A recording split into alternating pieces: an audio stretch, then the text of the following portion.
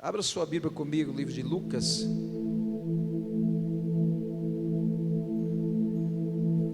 Capítulo 23.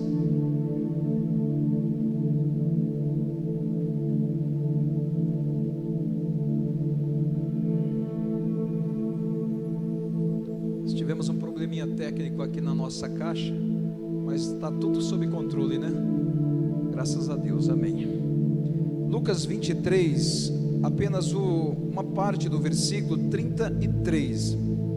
Nós falamos 2 domingos consecutivos sobre o altar, e hoje eu quero concluir esse tema, e depois que eu concluir, nós vamos comer a ceia do Senhor com muita alegria no nosso coração, amém, queridos? E eu quero falar sobre o último altar que foi levantado na Bíblia Sagrada, e esse foi poderoso, reverteu a história de toda a raça humana, de toda a face da terra.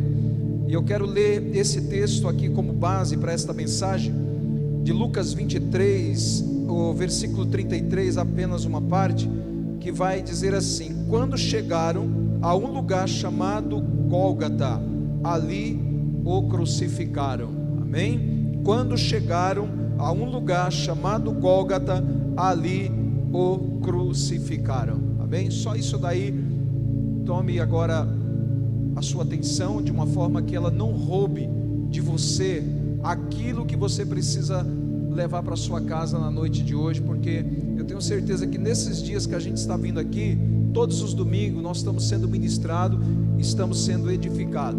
Essa escola de fundamento, ela vai vir para consolidar tudo que nós estamos vivendo nesse ano de 2021, não é somente o mês de julho, mas tudo que nós estamos vivendo nesse ano de 2021, desde janeiro que nós estamos vivendo. E eu quero hoje falar para você sobre este lugar, Gólgota, ou nós podemos chamar aqui de altar. Esse lugar é o lugar de sacrifícios, ou também nós podemos dizer o lugar de grande sofrimento. Gólgota, altar, é o lugar de sacrifício ou de grande sofrimento. O Gólgota, só para informação, para a igreja, para todos nós aqui nessa noite, ficava em uma colina.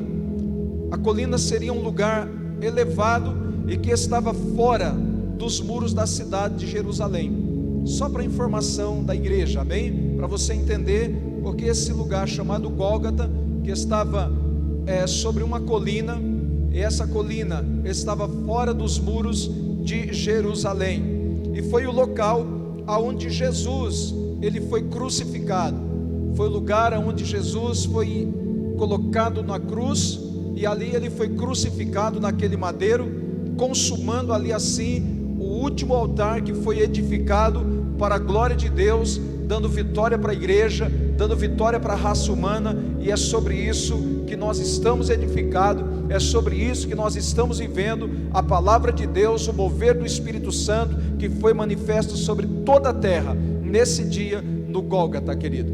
E para mais informação ainda, nesse período em que Jesus foi crucificado, ele toma uma cruz e ele percorre aproximadamente 350 metros, e esses 350 metros que ele percorre, que ele anda, que ele caminha, ele carrega uma cruz nas suas costas, um madeiro, e essa cruz, esse madeiro, pesava aproximadamente 50 quilos. Isso são informações aproximadas, tá? Isso não quer dizer que a nota está correta, mas são distância aproximada e peso aproximado. Só para você entender que antes da consumação do último altar, existia toda uma peregrinação, e essa peregrinação era uma peregrinação de muito sofrimento, queridos. Não foi uma peregrinação de bate-papo, de oba-oba, mas foi uma peregrinação de muito sofrimento, até ele chegar no altar do Gólgota, nessa colina, para ser consumado o propósito de Deus nas nossas vidas, amém? Então ele carrega essa cruz até esse lugar, e de todo o processo que ele já havia enfrentado, eu entendo que todo o processo que Jesus já havia enfrentado na sua jornada, é chegado o momento dele triunfar sobre o altar e atrair a humanidade ao plano original de Deus. Havia todo um sofrimento na trajetória e na jornada de Jesus, na caminhada dele, mas esse sofrimento havia de chegar no ponto final, de chegar no seu ápice, de que tudo sairia não como os religiosos pensavam, mais um nós vamos vencer, mais um nós vamos conseguir destruir, mas chegava o ápice da grande conquista, da grande vitória, do grande mover, do grande desatar, da grande libertação da raça humana. E hoje, como igreja, nós estamos aqui livres para adorar e para celebrar o nome de Yeshua, amém? E nessa caminhada, nesse processo, nessa jornada toda, o sofrimento de Jesus, antes dele triunfar, não foi fácil. Se nós olharmos, querido, um pouco atrás, nós vamos ver que Jesus enfrentou vários obstáculos, várias adversidades. Logo após o seu batismo, a Bíblia diz que ele foi conduzido ao deserto, e no deserto por 40 noites e 40 dias estava Satanás para lhe tentar. Após ele vencer a força satânica, ele vem sendo perseguido por uma força religiosa, que era aqueles que achavam que podia mais do que Jesus, mas isso ele também venceu, e isso ele também deu como conquista para nós como igreja. E nós sabemos que toda essa trajetória não foi fácil para ele, porque ainda que ele fosse Deus, ele estava na terra como homem, passando por todas as necessidades como homem, sentia fome, sentia sede e sentia também todas as dores. Então, como homem, nós podemos entender que o sofrimento de Jesus não foi pequeno, amém, queridos? Mas, como eu disse, esse sofrimento valeu a pena, porque esse sofrimento estava antes o grande triunfo no altar. E no altar, no grande momento da sua crucificação e do seu brado de vitória, dizendo: está consumado, o preço está pago, ele estava direcionando a raça humana, o povo, a voltar ao plano original que estava desde o princípio do Éden, como foi dito aqui hoje na abertura do culto pela pastora Sandra. O homem, quando ele se perdeu no Éden, ele ficou confuso e ele se afastou do plano original de Deus e precisava voltar, e só existia um que era digno de resgatar a raça humana, de resgatar o homem ao plano original de Deus, e esse homem era Jesus. Paulo, em Romanos capítulo 3, versículo de número 23, eu quero ler esse texto aqui, vocês podem ir colocando aí na tela se for preciso. Esse texto fala de algo que a humanidade realmente estava longe do plano original de Deus. Olha só o que Paulo diz em Romanos 3:23: todos pecaram e destituídos estão da glória de Deus, ou seja, fora do plano original de Deus, por causa do pecado que deu-se início no Éden, ainda no jardim que Deus havia plantado e colocado o homem no jardim. Quando se inicia o pecado do homem, o homem foi destituído da glória de Deus, e desde ali até Jesus não havia ninguém que pudesse nos dar o direito de voltar ao plano original, querido, de Deus, porque existia uma dívida muito grande, e essa dívida era impagável. Não tinha homem nessa terra que pudesse pagar a dívida. Bispo, mas não houve muitos homens ricos, bilionários, como por exemplo Salomão, que foi um homem possuidor de muitas riquezas? Ele não poderia pagar o nosso resgate e fazer com que nós, a raça humana, voltasse ao plano original de Deus? Não, querido, porque esse pagamento não estava baseado em moeda, não estava baseado em notas de dinheiro, não estava baseado no ouro e na prata. Esse pagamento não estava baseado nas coisas dessa terra, mas estava baseado em preço de sangue. E todos que vieram até Jesus, nenhum era capaz de dar o seu sangue, porque todos pecaram e destituídos estavam da glória de Deus. Até que tentaram, mas não conseguiram. Até que tentaram fazer alguma coisa, mas não conseguiram, porque todos pecaram e destituídos estavam da glória de Deus. A igreja, ela teve um início fundamental, foi na cruz do Calvário, quando houve o derramar do sangue e o avivamento veio sobre a terra, e a raça humana então começa a voltar ao plano original de Deus. nas mesmas cartas que Paulo escrevia, ele escreve uma passagem maravilhosa em Gálatas, capítulo 3, versículo 22. Ele diz assim: a Escritura encerrou tudo debaixo do pecado, para que a promessa pela fé em Cristo fosse dada aos cristãos. Olha só o que ele está dizendo. A Escritura, o que era a Escritura? A lei se encerrou, manifestando a graça em Cristo. O que é a graça em Cristo? O plano original de Deus para a raça humana. Nessa trajetória que nós entendemos que a lei que se encerrou no Calvário, ela tentou predominar, para que o homem jamais chegasse a voltar a esse plano original de Deus. Por quê? Porque Satanás, desde o princípio, ele sabia que o homem, quando ele voltasse ao plano original de Deus, ninguém mais conseguiria segurar o homem, a não ser o próprio Deus. Portanto, você que entrou aqui nessa noite, que está comigo aqui desde 2, 3 domingos atrás, ouvindo a palavra sobre o altar, entenda uma coisa: afrontas e aflições todo ser humano passa nessa terra e enfrenta nessa vida. Afrontas e aflições, muitas vezes, querido, nós enfrentamos até desânimos, vontade de desistir do nosso propósito, da nossa caminhada. Isso é normal. Por que é normal? Porque nós somos seres humanos.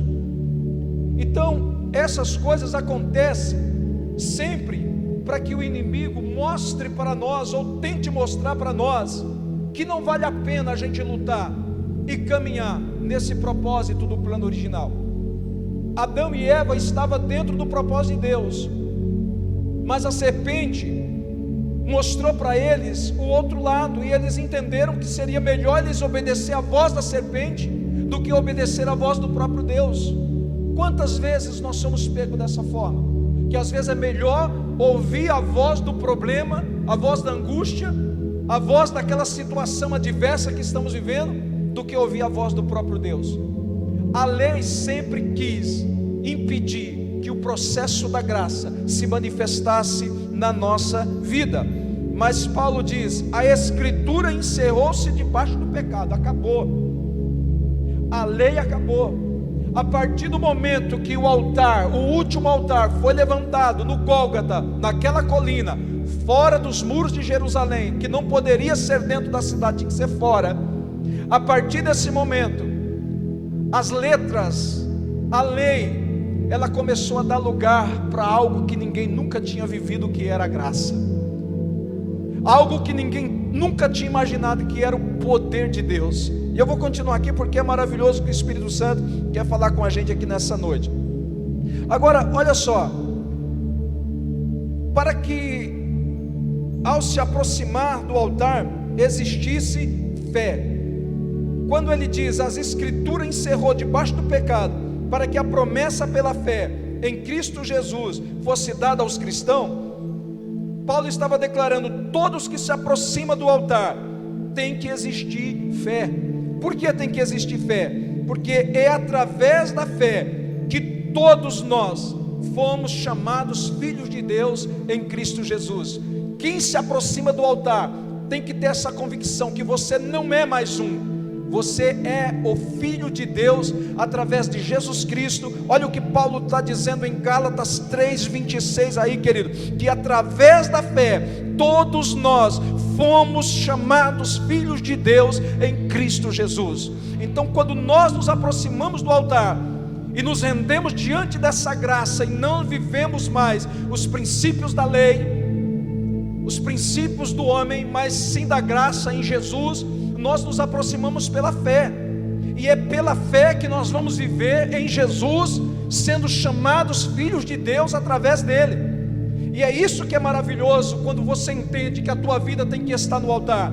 Por mais que você enfrente as suas adversidades, os seus sintomas internos, te dizendo que você não consegue, que você não vai romper, que você não vai prosperar, por mais que isso esteja dentro de você, ao se aproximar do altar pela sua fé, Deus olha para você não é mais como o Ademir, não é mais como o fulano ou beltrano. Deus já olha para nós como filhos, porque nós estamos no altar. Mesmo Deus sabendo das nossas lutas, das nossas adversidades e perseguição, a gente está no altar, e é pela fé que nós vamos ser justificados diante do Senhor, para a honra e para a glória do nome dele. Amém? Você pode aplaudir ao Senhor Jesus nessa noite, porque pela fé você está se direcionando para o altar, e você é filho de Deus em Cristo Jesus.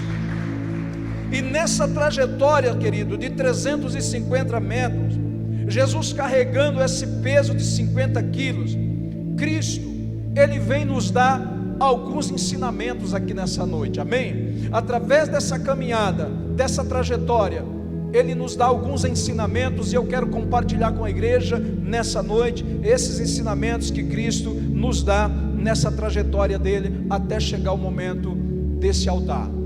Primeiro, a primeira lição que nós aprendemos com Jesus aqui, ou o primeiro ensinamento, a maneira que você quer entender ou interpretar, é o amor próprio. Diga comigo, amor próprio.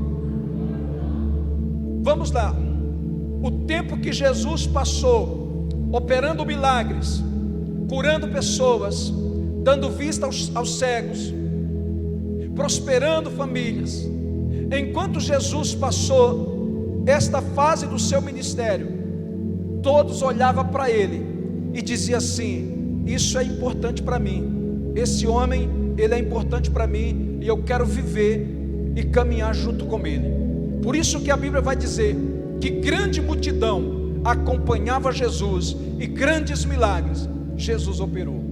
Só que teve um momento, querido, que Jesus, por amor próprio, porque quando nós estamos cercados de multidão, a gente precisa tomar muito cuidado. Se não tivermos amor próprio, a multidão pode nos afastar do propósito original de Deus, você sabia? Porque há tantas falácias. Hoje o que mais a gente vê são homens e mulheres, são grandes líderes que se afastou do propósito de Deus por causa de multidão. É tanta falácia, tantas coisas, e o homem ele é falho. Então a gente precisa tomar muito cuidado, ter amor próprio. Eu preciso me amar, porque eu sei que se essa multidão ela me quer no propósito de Deus, ela não vai me bajular, mas ela vai andar comigo para edificar o reino de Deus nessa terra, e juntos a gente alcançar esse propósito maior, que é o reino de Deus e ser chamados de filhos de Deus. Mas a partir do momento que a multidão que está comigo, ela começa a dizer coisas que vão me afastar desse plano original, eu preciso ter amor próprio. Foi o que Jesus fez. Quando ele percebeu que a multidão estava com ele, bajulando, só por interesse próprio, ele reverteu isso. Ele disse: é chegado o momento de eu mostrar para esse povo o porquê que eu estou aqui, porquê que eu vim. E a primeira coisa que Jesus faz, ao querer mostrar para o povo o propósito por que ele veio, ele disse: olha, alguns estão aí distanciados, e eu quero saber de vocês o que eles estão falando de mim. Então vem a notícia: o senhor é o profeta, o senhor é isso, o senhor é aquilo, e vocês, o que vocês me dizem? Olha, Pedro disse: para mim o senhor é o filho de Deus. Então Jesus disse para ele: olha, você está certo, não foi a carne que te revelou, mas foi o Espírito Santo de Deus, amém? A partir daí, Jesus começa a trazer uma mensagem para edificar. Qual era a mensagem de Jesus? Não era mais o cego veja, o coxo anda, o surdo ouça, o paralítico anda. Não era mais essa mensagem: vai no mar, lança a rede, pega peixe. Não é mais essa mensagem, queridos. A mensagem agora muda, e Jesus começa a dizer para eles: olha, eu sou o pão da vida, eu sou o pão que desceu do céu, eu sou o pão que veio para matar a fome de vocês, eu sou o Filho de Deus. Aí alguém começou a olhar para ele e falou: não, peraí, esse homem está falando bobeira. Ele é o pão da vida, o Filho de Deus, mas quem é ele? Isso é um blasfemador, esse não é um dos nossos, esse está fora. Ou seja, tentaram tirar Jesus do propósito do reino de Deus, para afastar a humanidade mais ainda do plano original. O que Jesus fez? Amor próprio. Amor próprio. Ele vai para um lugar aonde ele orava sozinho, aonde ele entregava as suas angústias para Deus, aonde ele sentia suas dores, mas ninguém sabia, aonde ele chorava, mas ninguém chorava com ele. O amor próprio, querido, levou Jesus a cumprir o propósito. E quando nós temos amor próprio, presta atenção, para você que acha que está vivendo sozinho, quando nós temos amor próprio, quando nós chegarmos no nosso momento do ápice da nossa grande conquista, presta atenção nisso, você não vai estar com a multidão com você, você não vai estar com seus melhores amigos com você, você vai estar sozinho com poucas pessoas, porque quando Jesus chegou no ápice, no Calvário, no altar, quem estava lá era o seu amigo fiel, verdadeiro João, que sempre estava com ele nas dores, nos piores momentos. Era o único dos 12, um já havia traído, os outros 10 estavam bem distantes, negando Jesus, dizendo: eu não conheço. Mas ali havia um que era fiel, e esse fiel estava lá com Jesus, dizendo: Jesus, eu sei quem o Senhor é, eu estou contigo e vou com você até a morte. Então, querido, entenda isso aqui nessa noite. Se você está se sentindo sozinho, se você está se sentindo isolado, rejeitado, entenda que há uma grande vitória que chega para a sua vida, uma grande conquista que chega para você, para a sua família, e você vai se sentir dessa maneira. E quando Jesus olha, ele viu apenas João, e o mais interessante, querido, algumas mulheres que estavam com ele. É isso, queridos, que nós precisamos entender na nossa adversidade, nos nossos momentos sozinho. Amor próprio é o que vai valer a pena para a gente chegar aonde Cristo quer que nós chegamos, para a glória do nome dele, amém?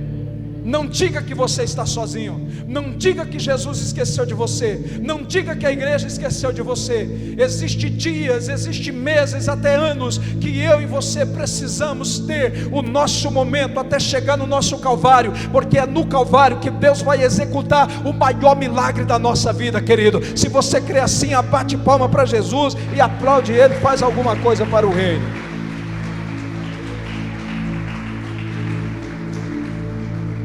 Agora olha só, quando tudo se volta para o altar, primeiro nós temos que ter amor próprio. Diga comigo: amor próprio. Não espere alguém amar você para você depois reagir. Primeiro, ame-se a si mesmo. Depois você vai entender por que você precisa amar você mesmo. Amém, queridos? E você amar a si mesmo é você chegar diante do teu espelho e falar: espelho, você é o cara mais verdadeiro na minha vida, me diga quem eu sou. Se for preciso, fica despido diante do seu espelho, que o seu espelho vai te falar a pura verdade daquilo que você é. Ele não vai mentir. Assim como Natã disse para Davi, né, pastor Josué? Aquela verdade que ninguém falava para Davi, mas Natã chegou e falou assim: você é isso, é isso, é isso. E nós precisamos, querido, olhar para o nosso espelho e dizer: espelho, fala para mim a verdade daquilo que eu sou. A partir daí você vai começar a se amar. A partir daí você vai começar a agregar valor na sua vida. Não espere os outros agregar valor em você, agregue você mesmo em você. As coisas vão acontecer dia após dia, até você chegar no seu Calvário e ali ser consumada a tua maior conquista, para a glória de Deus. O grande problema da geração que nós estamos, dessa geração, é o vitimismo. Isso nós já vemos falando aqui há alguns tempos. O vitimismo, querido, rompe isso na sua vida, passa para outro nível, para de se vitimizar, chega diante do espelho e fala: espelho, sou eu, o que eu preciso mudar? Fica meia hora diante do espelho, faça uma oração, olhando no seu olho, e o espelho vai dizer para você tudo que você é, em nome de Jesus. As coisas vão mudar para a sua vida. Segundo ponto que nós aprendemos aqui, nesse trajeto de Jesus até chegar ao Calvário, é que nós precisamos se entregar totalmente. Diga comigo: totalmente. Esse negócio de se entregar parcialmente, querido, não funciona no reino de Deus. O que a gente tem visto, pessoas que não conseguem, querido, de forma alguma sair da onde está, é porque não se entrega totalmente, só se entrega parcialmente. Jesus, quando ele estava no momento da crucificação, ele não se entregou parcialmente, ele foi total. Tudo, ele entregou tudo. Ele não entregou apenas uma parte do seu corpo. E por que muitas vezes nós queremos se entregar parcialmente? eu posso isso, mas isso eu não posso, eu faço isso, mas aquilo eu não posso. Não, querido, se entregue totalmente, porque você vai ver uma grande diferença na sua vida. O altar, ele vai se mover em seu favor. Os céus que já está aberto vai liberar todos os dias aquilo que eu e você necessitamos para a glória de Deus, amém? Terceiro ponto que eu aprendo e que nós aprendemos com Jesus aqui, é que Jesus, ele nos ensina a renunciar.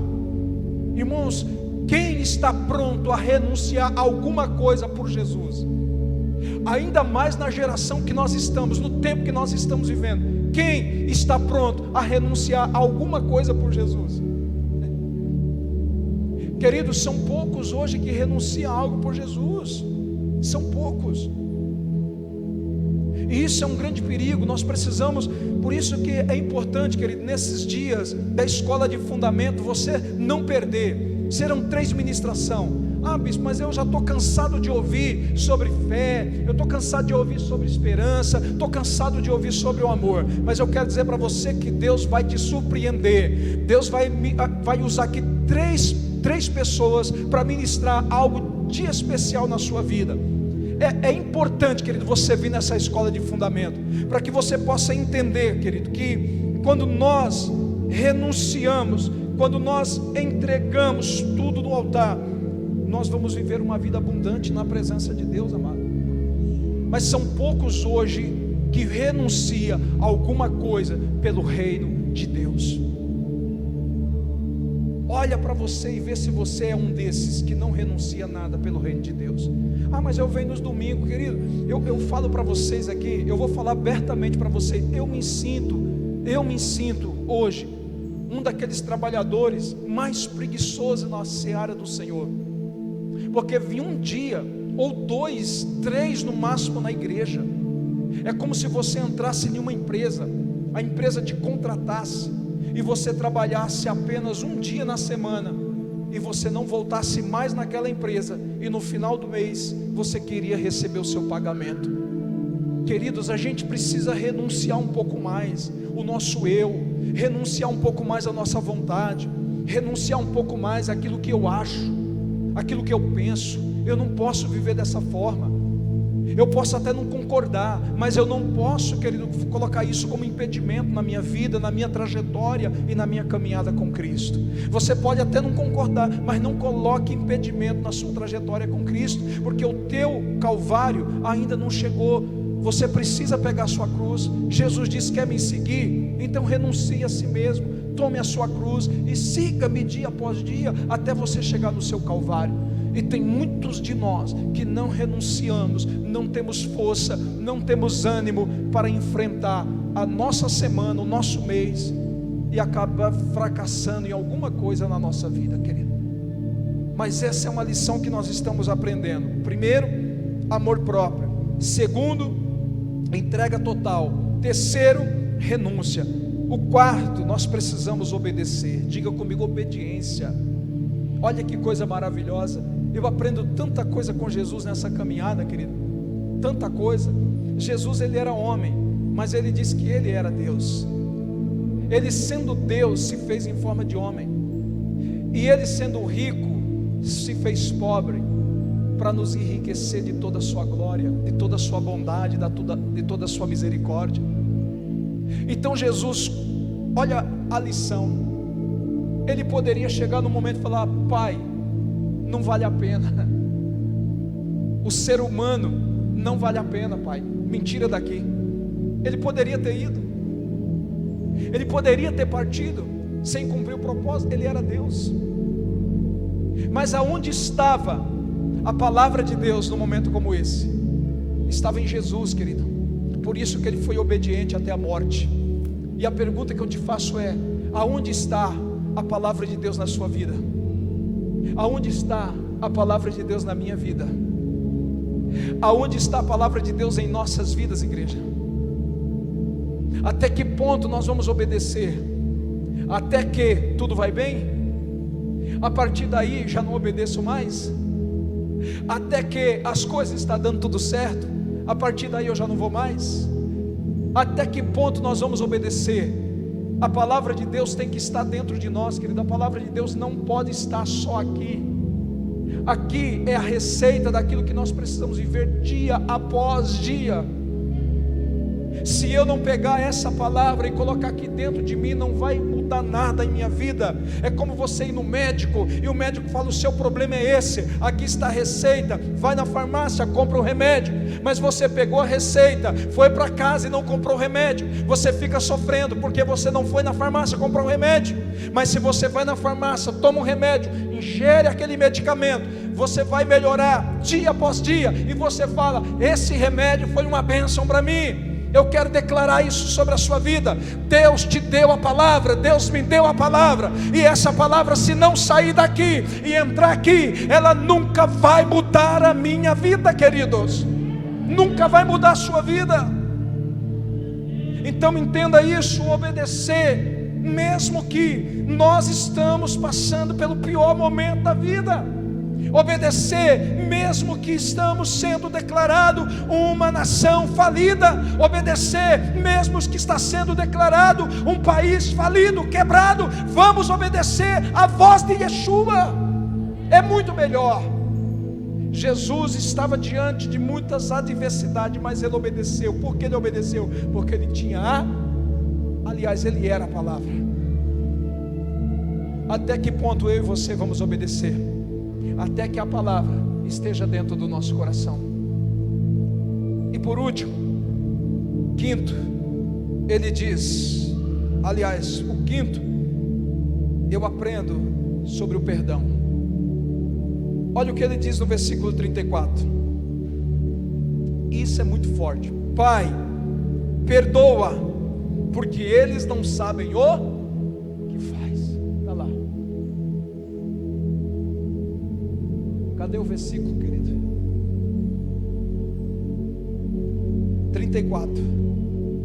Pai, perdoa, porque eles não sabem o que faz.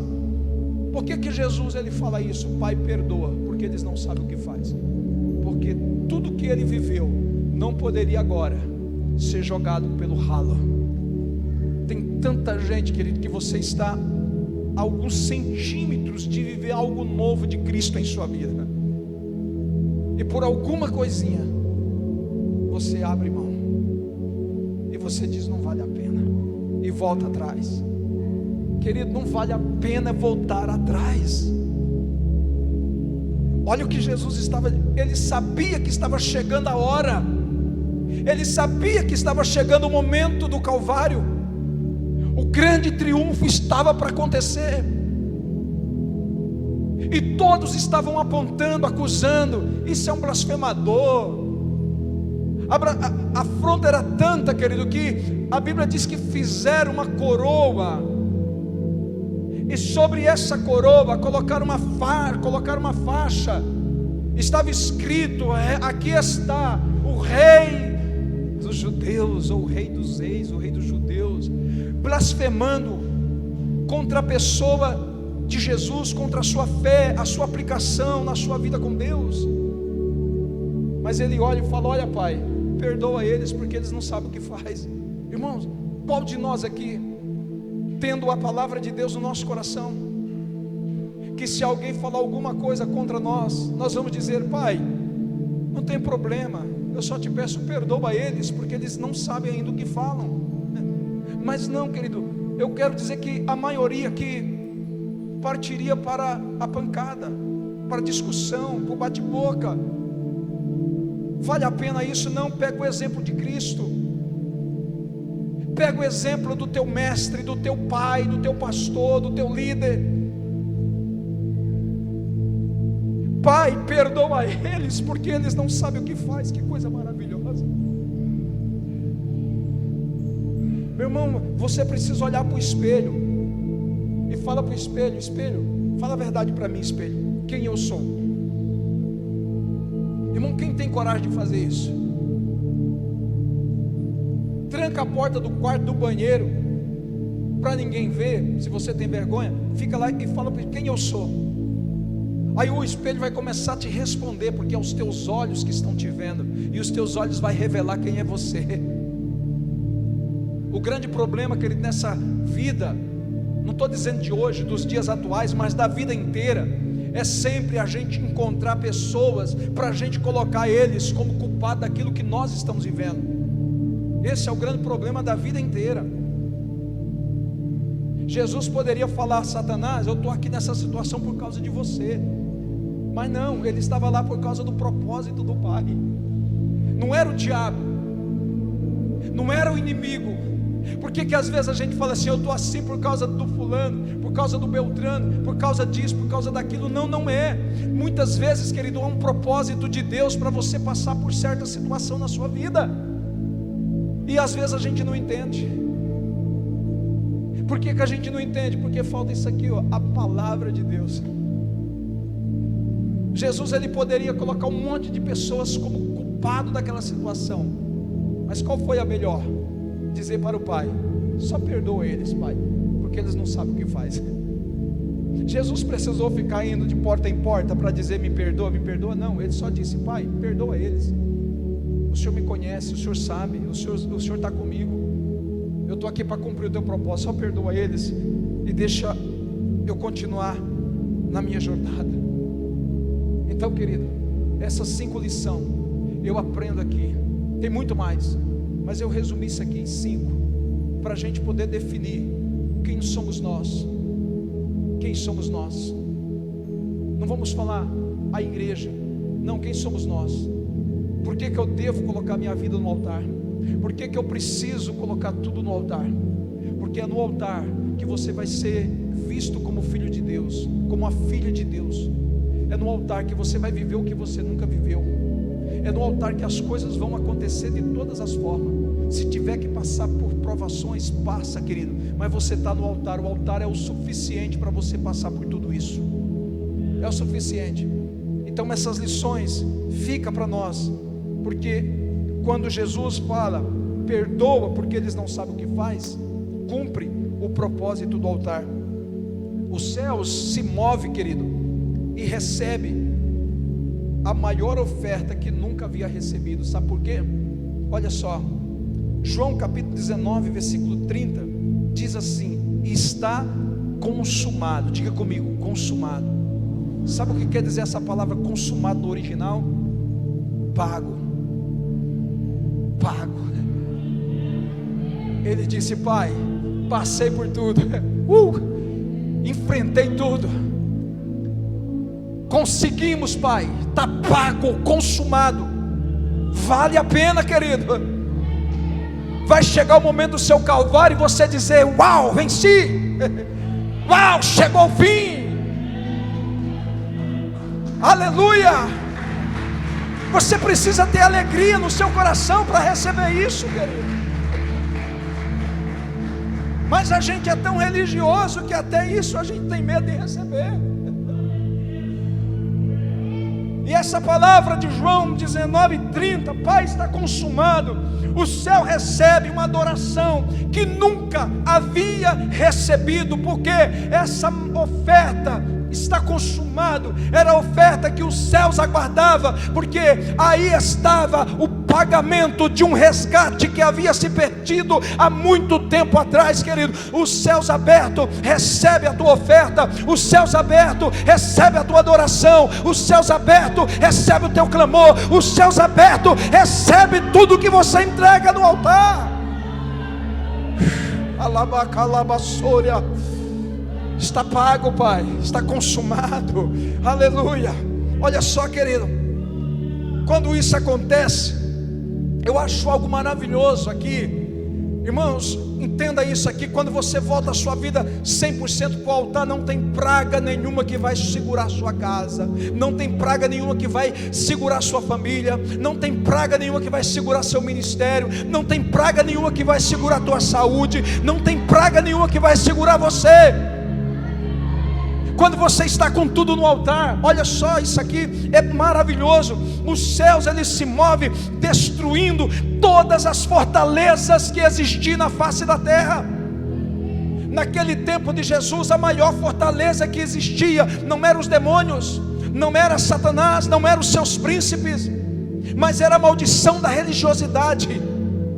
O véu do templo estava fechado, ninguém entrava, somente o sacerdote, o sumo sacerdote. Os homens não podiam entrar, as ofertas não poderiam ser entregues diretamente do altar.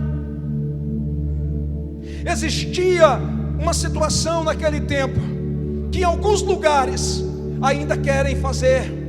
Só que uma coisa é certa, querido: quando você entrega tudo no altar, e Deus conhecendo o nosso coração, olha só, não existe nada que vai prosperar. Lucas 23:45, o médico Lucas, ele escreve algo maravilhoso aqui, e eu quero já finalizar essa palavra aqui nessa noite com essa passagem bíblica.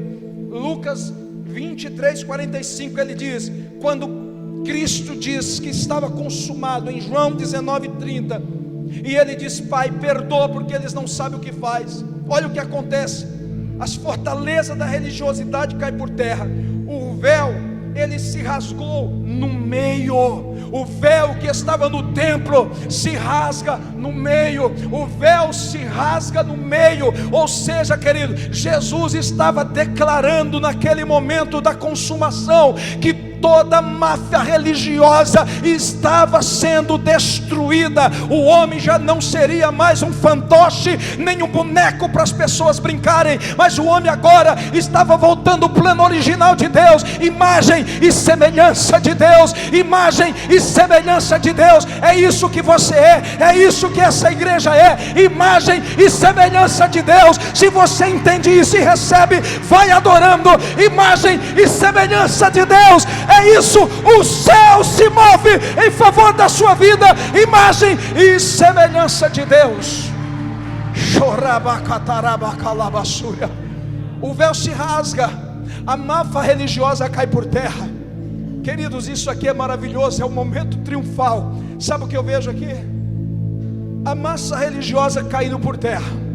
Acabou o tempo de sacrifício, pastor. Acabou o tempo de sacrifício, igreja. Você não vem a essa casa de oração sacrificando a sua vida, não. Você não vem para o altar sacrificando nada no altar.